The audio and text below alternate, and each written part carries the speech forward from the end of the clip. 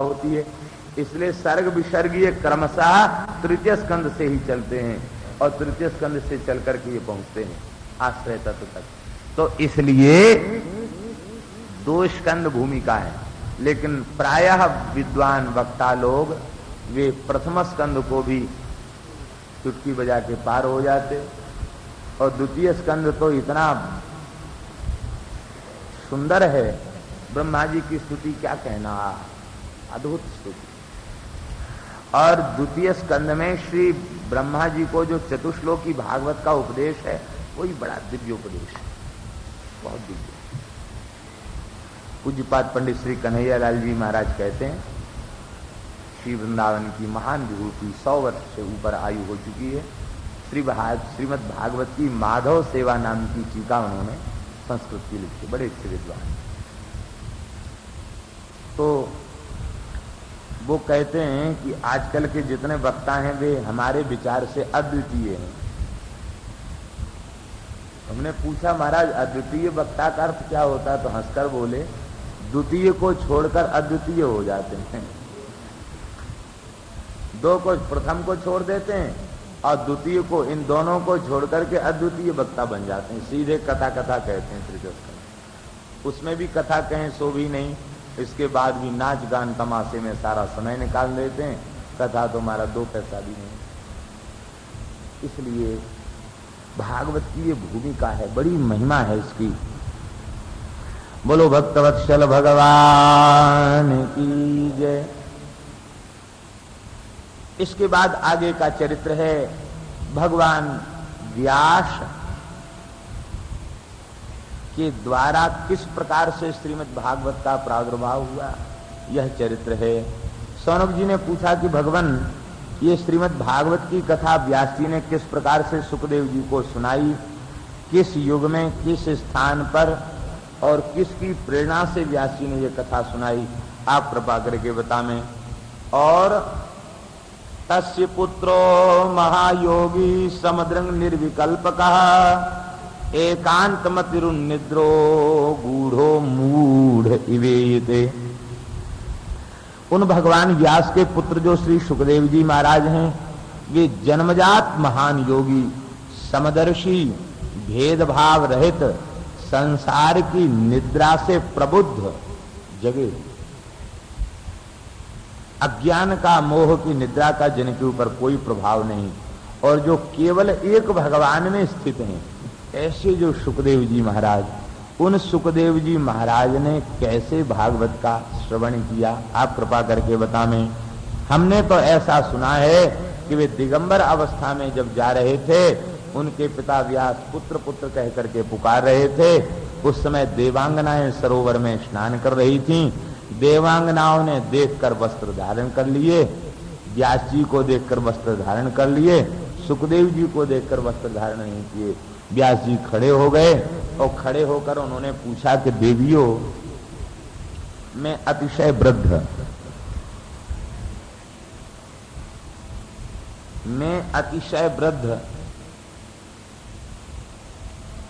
ज्ञान वृद्ध, वयो वृद्ध, तपः वृद्ध, तपः पूत अंतःकरण का ऋषि,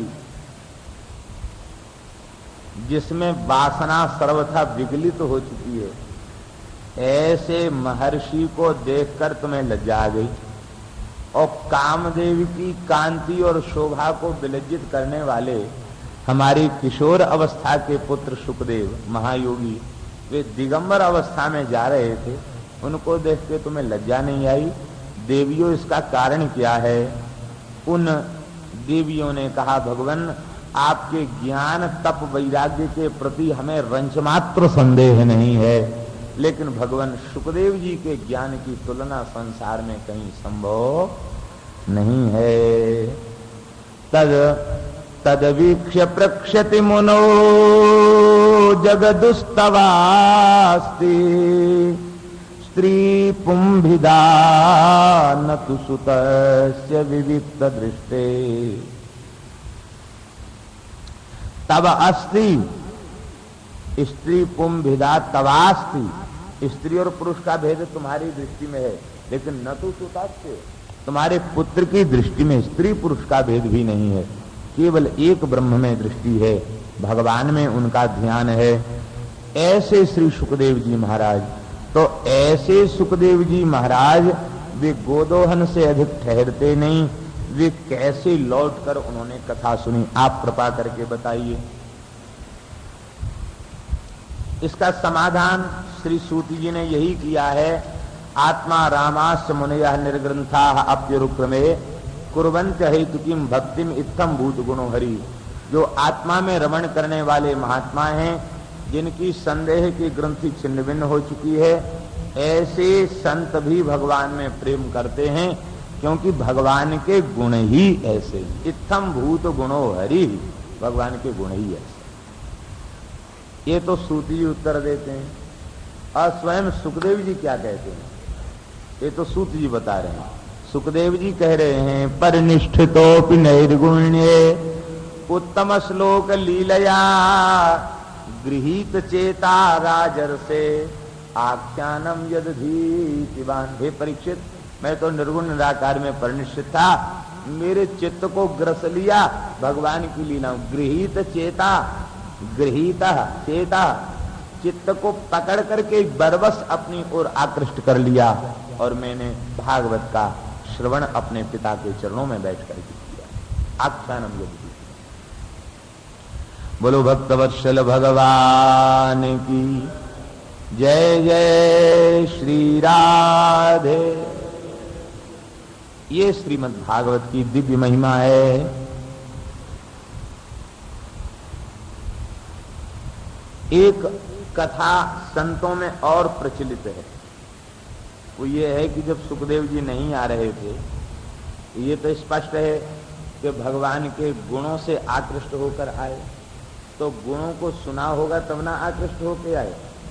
बस इसी से इस कथा का संकेत सूत्र प्राप्त हो जाता कि व्यास जी के शिष्यों ने एक बार अपने गुरुदेव से प्रार्थना की, गुरुदेव हम जब जंगल में समझा लेने जाते तो बड़ा भय लगता है, कोई ऐसे मंत्र बता दीजिए हम भयमुक्त हो जाएं। बोले ठीक है। भागवत के कतिपय श्लोक कंठस्थ करा दिए, बोले प्रेम पूर्वक भागवत के श्लोक गाया करो, भयमुक्त हो जाओगे। एक बार वे जंगल में गए, सौभाग्य से सुखदेव जी उसी जंगल में विराजमान थे, ध्यान कर रहे थे। तब तक व्यास जी के शिष्यों ने भगवान के एक शोभा परक सुंदर श्लोक का गायन किया। इसमें भगवान की सुंदरता का वर्णन, बड़े सुंदर हैं भगवान, कितने सुंदर हैं। वरहा पीडम नटवर वपुः कर्णयो कर्णिकारम बिभ्रदवाशः कनक कपिशम वैजयंती चमालाम रंध्रान वेणो रधर सुधया पूरयन् गोप वृंदै वृंदारण्यम स्वपद रमणम प्राविशद गीत कीर्ति। भगवान की बड़ी सुंदर शोभा। ये उद्गार श्री उद्धव जी के हैं। उद्धव और विदुर जी का जो संवाद हुआ है, बरहा पीडम नटवर बपू, ये गोपियों के उद्गार हैं। ये वेणु गीत की भूमिका में गोपियां भगवान के स्वरूप का ध्यान करते हुए कह रही हैं, बरहा पीडम नटवर बपू। गोपियां परस्पर भगवान की छवि का ध्यान करती हुई चर्चा कर रही हैं। अरे सखियो, देखो तो सही, इन श्याम सुंदर ने कैसी सुंदर अपनी विलक्षण झांकी सजा रखी है। बरहा पीडम, मयूर पक्ष का मुकुट है। नटवर बपुः, नट किसे कहते हैं जानते हैं? अपनी कला को प्रस्तुत करने के लिए जो खूब सज धज कर मंच पर मंचन के लिए प्रस्तुत हो जाए, उसे नट कहते हैं। ये ब्रजभूमि भगवान का लीला मंच है, और इस लीला मंच पर ठाकुर जी खूब सज धज के आते हैं और ऐसी विलक्षण लीला करते हैं कि दृष्टि चित्तापहारिणम, तन मन सबको चुरा लेते हैं, बरबस अपनी ओर आकृष्ट कर लेते हैं। ऐसे श्री ठाकुर जी ये नटवर बपू। नट शब्द शंकर का वाची है, भगवान शंकर को भी नट कहा गया। नटतीति नटा, नट धातु अवश्यंदन, नट अवश्यंदने, अवश्यंदन के अर्थ में धातु है नट। इसका तात्पर्य है जो खूब ललित पद विन्यास, हस्त विन्यास पूर्वक जो भाव प्रदर्शन करे उसे नट कहते हैं। खूब चटक मटक चाल चल के भाव और कला दिखावे उसे नट कहते हैं। नटती थी नटा। भगवान शंकर बड़ी ऊंची कला दिखाते हैं, तांडव नृत्य करते हैं। देखो नृत्य और नृत्य दो हैं। नृत्य ललित पद विन्यास पूर्वक, हस्त पादादि विन्यास पूर्वक भाव प्रदर्शन नृत्य है, और नृत्य हस्त पादादि कुट्टनम नृत्ता, धमक धमक करके पैर की चोट दे, वो नृत्य है। तो शंकर जी वो ललित नृत्य नहीं करते, नृत्य करते हैं। मही पादा घाता ब्रजति सहसा संशय पदम, पदम विष्णोर भ्राम्यद भुज परग रुगुण ग्रह गणम, ऐसा उनका तांडव होता है। नृत्य करते। हमारे ठाकुर जी नृत्य नहीं करते, नृत्य करते हैं। अत्यंत लालित्य है इनके नृत्य में। ये सीधा चलना जानते ही नहीं, ये तो चटक मटक चाल चलते हैं। ये ठुमका लगा लगा के चलते हैं, नाचते हुए से चलते हैं। वृंदावन के ठाकुर जी नाचते हुए चलते हैं। शंकर जी नट हैं क्योंकि इनकी लीला बड़ी विलक्षण है। संसार के नट शरीर में चंदन अगरू आदि सुगंधित द्रव्यों का लेप करें, ये चितावस में लेप कर लेते हैं। संसार के नट गले में बढ़िया सुंदर सुंदर हार पहने, ये नागेंद्र हार। और संसार के नट वे मुकुट लगावे सोने चांदी का, ये चंद्रमा का ही मुकुट बना लेते। और महाराज नट बड़ी बड़ी विलक्षण आश्चर्य में डालने वाली कला, इनकी सबसे बड़ी कला तो यही है कि जटाओं से गंगा जी कर रही है। ऐसे भगवान शिव बलई कृत वासुकी भवो भवतु भव्याय लीला तांडव पंडिता, ऐसे लीला तांडव पंडित भगवान शंकर नट हैं। और वे नटराज राज शिव भी जब श्रीधाम वृंदावन में काली हृदय में काली के फणों पर श्याम सुंदर को नृत्य करते हुए देखते हैं, तो श्री कृष्ण के तांडव नृत्य पर अपने तन मन प्राण सर्वस्व का श्री कृष्ण के चरणों में न्यौछावर कर देते। इसलिए नट माने शंकर, उनसे भी जो वर हैं, अर्थात वे नट माने शिव, जो भगवान के नृत्य का दर्शन करके अपने से श्रेष्ठ उनको स्वीकार करके कहते जय जय प्रभो, ये तांडव नाचते नाचते युग बीत गए, लेकिन आपके इस काली के फणों पर जो तांडव आपने किया है, इसकी एक एक कला पर हमारा सर्वस्व न्यौछावर है। ये नटवर बपू। दूसरा अर्थ नटवर बपू का है, नट माने शिव और बर माने कांत माने दुल्हा। ये इतने सुंदर हैं और मैया सुंदर श्रृंगार और कर देती है। ग्वाल बाल सुंदर वृंदावन की लता पता द्रुम्बेली के पुष्पों से अलंकृत कर देते हैं और अधिक सुंदर हो जाते हैं, इतने सुंदर हो जाते हैं। और फिर जब महारास में सहचरी गण इनका श्रृंगार करती हैं, तब तो कहने ही क्या, इनका माधुर्य इतना, इनका लावण्य, इनका सौंदर्य इतना बढ़ जाता है कि महादेव जी भी जब इनका दर्शन करते हैं तो उनमें भी कांता भाव का उदय हो जाता, गोपी भाव का उदय हो जाता है। तो नट माने शिव और बर माने कांत दुल्हा, अर्थात शिव भी जिनके सौंदर्य का दर्शन करके और अपने कांत के रूप में जिन्हें स्वीकार कर लेते, वे नटवर बपू। और नट शब्द का अर्थ है संयोग श्रृंगार विप्रलंब, और बर का अर्थ है संयोग, अर्थात जो कृष्ण श्रृंगार रसराज के स्वरूप हैं और जिनमें संयोग और वियोग दोनों श्रृंगार एक साथ हैं, ऐसे श्री कृष्ण नटवर बपू। कर्णयोग कर्णिकारम, कानों में कर्णिकार का पुष्प है, पीला कनेल का फूल। जीव गोस्वामी जी के भाव के अनुसार ये संकेत पुष्प है। भगवान गोचारण के लिए चलते हैं तो विरहिणी गोपियां व्याकुल हो जाती हैं, प्रियतम आज कहाँ जाएंगे, तो जिधर जाना होता फूल को उठा के उस दिशा की ओर संकेत करके कान पर रख लेते हैं। नटवर बपू कर्णयोः कर्णिकारम विवृद वासक कनक विषम। सुंदर पीतांबर सजल मेघ के समान अंग कांति है। देखो सजल मेघ काला होता है, लेकिन ये काले होते भी उजियाले हैं। सजल मेघ ऐसे सजल मेघ हैं जैसे सजल भयंकर मेघ हो और उसके भीतर बिजली दम दम दम दम दमक रही हो, ऐसी छटा इनके श्रीअंग से प्रकट होती रहती है।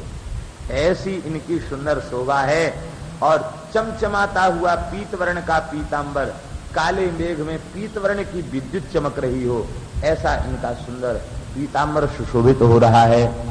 गैया चरा रहे हैं, गोचारण कर रहे हैं, ग्वाल बालों से घिरे हुए हैं, त्रिभंग ललित होकर अपने अधरों पर बंसी पदरा करके बजा रहे हैं।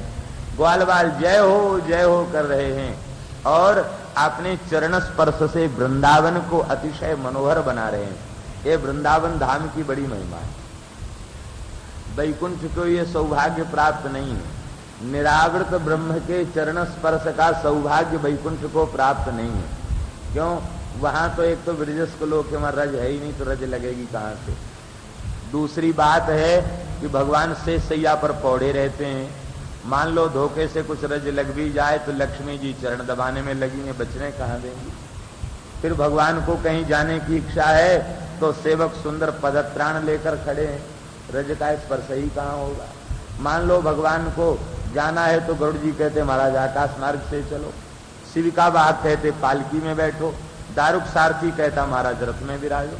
भगवान को पैदल चलने का सौभाग्यवान है, रज का स्पर्श नहीं। यहाँ वृंदावन में तो ठाकुर जी गैया चराते हैं, नंगे पैर नंगे चरण भगवान ब्रज में विचरण करते हैं। ब्रजरज को सीधा संपर्क भगवान के युगल चरण कमलों का प्राप्त है। विलक्षितान्यब्ज यवांकुशाद्यैहि, ब्रजरज का स्वरूप क्या है? कहते विलक्षितान्यब्ज यवांकुशाद्यैहि, संपूर्ण ब्रज की रज में भगवान के चरणों में चिन्हित 48 चिन्ह सुशोभित हुए। अब्ज अंकुश वज्र आदि चिन्हों से सुशोभित ये ब्रज की रज है।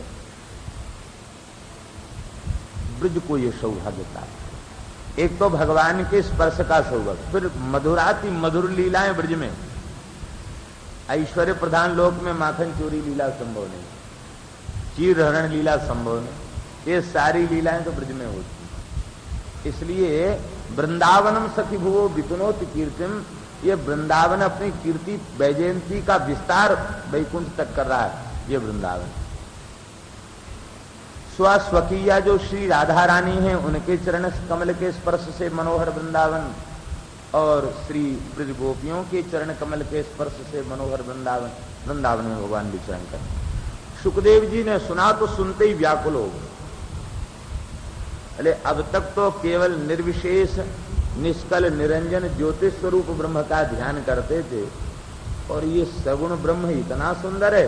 अरे भाई, तो इस ब्रह्म का दर्शन तो करना चाहिए। नेत्र खोल दिए, लेकिन योगियों को अपने चित्त को रोकने का बड़ा अभ्यास होता है। सोचने लगे कि अभी तो केवल स्वरूप समझ में आया, स्वभाव तो पता लगा नहीं। जिनका स्वरूप ज्यादा सुंदर होता है उनका स्वभाव सुंदर हो ये आवश्यक नहीं है। हम तो उनसे प्रेम करने जाएं, वो कहें हम तुम जैसे नंग धड़ंगे बाबा जी से प्रेम ही नहीं करते हैं, तुम हमसे प्रेम के लायक नहीं हो।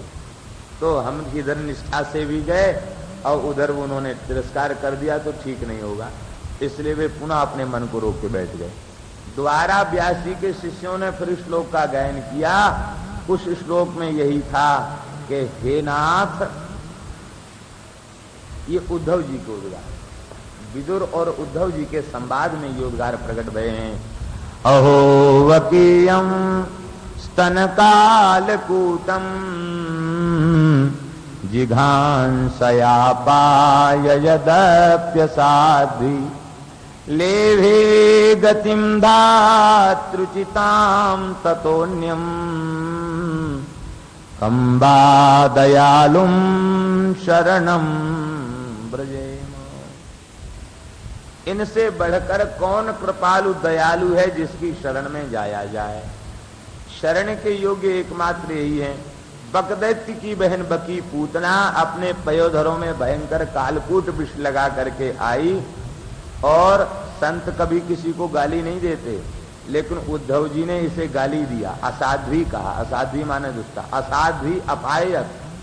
असाध्वी क्यों कहा? बोले इसलिए कहा, बताओ जिन बाल कृष्ण की सुंदरता को, कोमलता को देखकर पाषाण हृदय भी पिघल जाए, ये कैसी विचित्र पूतना जो नारी शरीर प्राप्त करने के बाद भी ऐसे प्यारे बाल कृष्ण को जहर पिला के मारना चाहती थी। अरे भाई बड़ी दुष्टा। उस दुष्टा पूतना ने तनिक भी संकोच नहीं किया, विष से संलिप्त स्तनों को भगवान के मुख में दे दिया। लेकिन आहा धन्य है इनकी करुणा। इनकी करुणा कैसी है? कहते लेवे गतिम धातृचिताम। जो गाय, जो गति दूध पिलाने वाली माता को मिलनी चाहिए, वह गति भगवान ने इसे प्रदान की।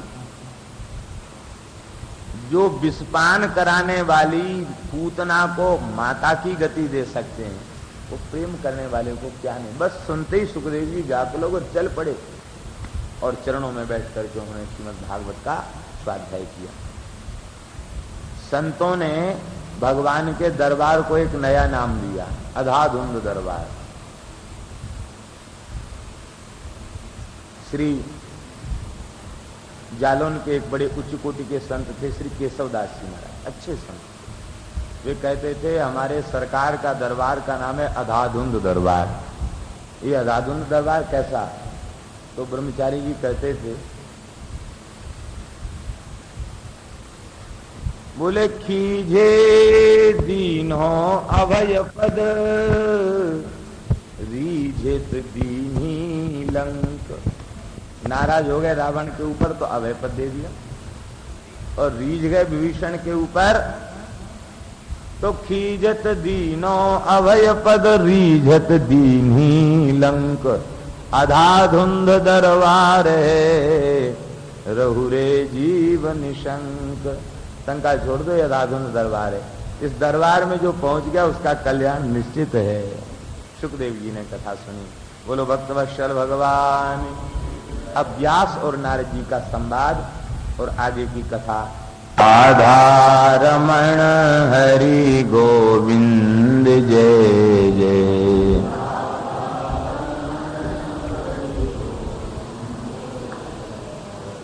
गोविंद जय जय गोपाल जय जय गोविंद।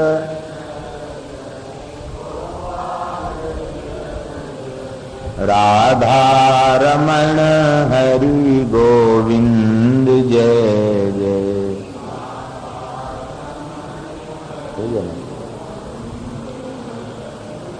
गोविंद जय जय गोपाल जय जय गोविंद।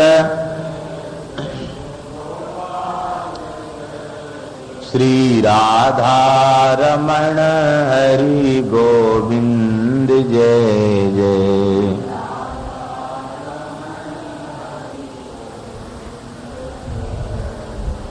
गोविंद जय जय गोपाल जय जय गोविंद।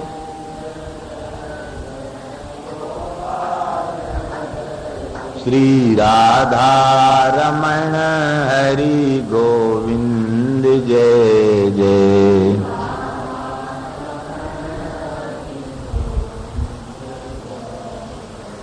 गोविंद जय जय गोपाल जय जय गोविंद।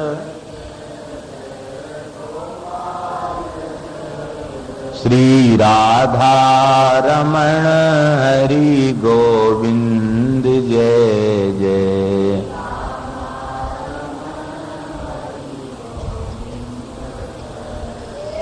बंधु दया सिंधु श्री नंदनंदन श्याम सुंदर वृषभानुनंदिनी श्री राधा रानी की महती कृपा से श्रीधाम वृंदावन में रमण रेती में यमुना तट पर संत सदगुरुदेव भगवान की पावन सन्निधि में भगवान की मंगलमयी कथा का लाभ हम सबको प्राप्त हो रहा है। आज जी श्री सदगुरुदेव भगवान कृपा करके आज पधारे हैं।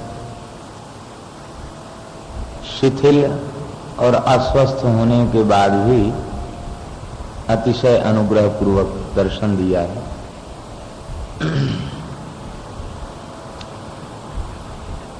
कल की कथा में श्री सुखदेव जी के द्वारा श्रीमद् भागवत का श्रवण, यहां तक के चरित्र आप लोगों ने श्रवण किया।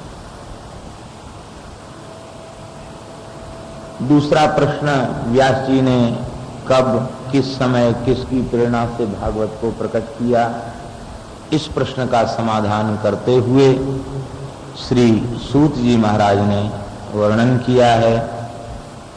भगवान व्यास अपने सम्याप्राश नामक आश्रम में उदासीन भाव से विराजमान थे। इसी बीच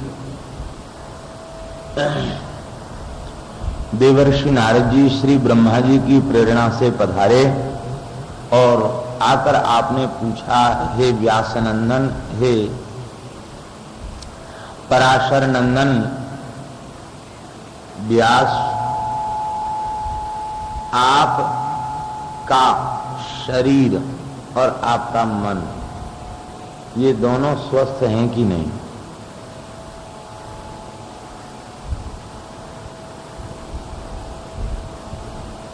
शरीर का संबंध कर्म से है और चिंतन का संबंध मन से है, तो दोनों व्यवस्थित हैं कि नहीं? आपकी मुखाकृति देखकर ऐसा लग रहा है कि आप अत्यंत चिंतित हैं, अपने को कृतार्थ नहीं मान रहे हैं, अकृतार्थ जैसी अनुभूति कर रहे हैं। यदि यह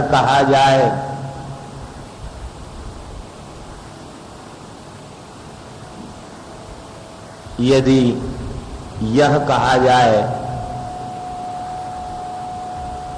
कि जब तक आत्मबोध नहीं होता, भगवत साक्षात्कार नहीं होता, तब तक कृतार्थता की अनुभूति नहीं होती। तो आपको भगवत साक्षात्कार नहीं हुआ, आत्म साक्षात्कार नहीं हुआ, ऐसी बात आपके संबंध में नहीं कही जा सकती। इसलिए नहीं कही जा सकती क्योंकि जिज्ञासितम सुसंपन्नम अपिते महदद्भुतम कृतवान भारतम यस्त्वम सर्वार्थ परिवृंहितम। क्योंकि जिज्ञासितव्य तत्व को आप प्राप्त कर चुके हैं, क्योंकि आपने जो महाभारत की रचना की है वो इतनी विलक्षण, इतनी अद्भुत रचना है कि ऐसी विलक्षण कृति भगवत तत्व को जाने बिना नहीं की जा सकती।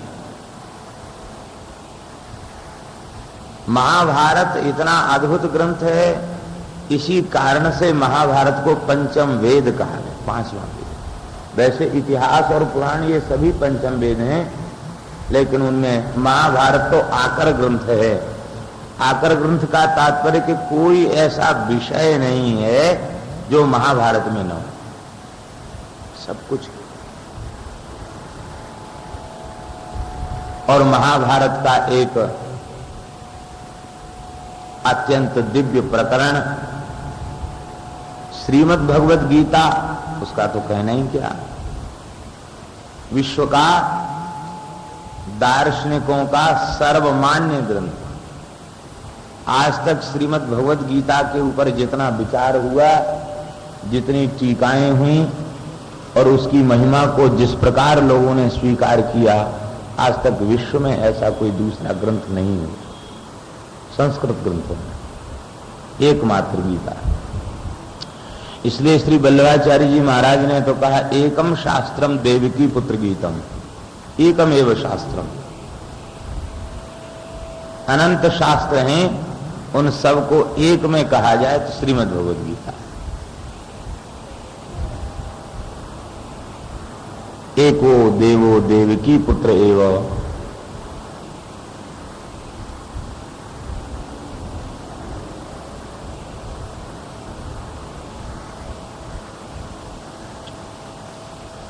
तो महाभारत की रचना धर्म अर्थ काम मोक्ष इन चतुर्विध पुरुषार्थों से पूर्ण है।